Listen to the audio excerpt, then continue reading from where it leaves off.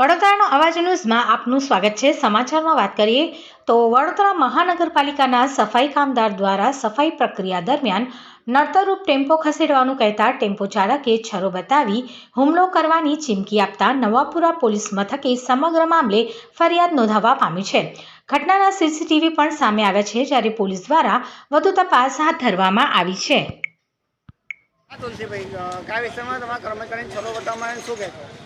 हाँ, आज रोज अमरा जो कर्मचारी है ये कायमी सफाई सेवक है। ये नियम मुजब आज सवारे पोतानी हाजरी भरावी ने पोतानी जे बीट सोंपवामां आवेली ए बीट सिद्धनाथ रोड वाली बीट सफाई करता था। जे दरमियान एक टेम्पावाळा भाई था, ए नंबर મને याद है नहीं, पण ये काम करता था ने एमां अड़चण હતી ત્યારે ટેમ્પાવાળાને એવું કહ્યું કે ભાઈ તો ટેમ્પાવાળા મારે સફાઈ કરવી છે। એ ટેમ્પાવાળા આવીને સીધો એની પર છરો બતાવ્યો એને એવું એનું કહેવું છે અને સીસીટીવી ફૂટેજમાં બી એ જ બતાવે છે। અમને એમણે એમના સુપરવિઝન કરતાં અમારા અજીતભાઈને જાણ કરીને અજીતભાઈ દ્વારા અમને જાણ કરવામાં આવી કે ભાઈ સાહેબ આવું છે।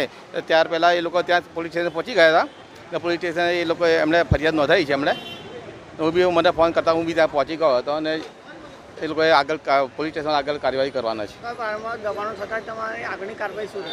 હા, આજે જ આપણે દબાણની ગઈકાલે બી તમે સાથે હતા આપના, આજે બી દબાણની હટાવડાવી છે અમે લોકોએ।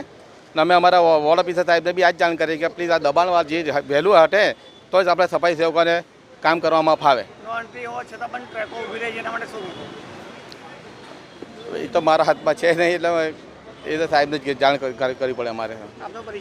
હા, હું Tulsibhai Solanki, senior sanitary inspector, ward number 13।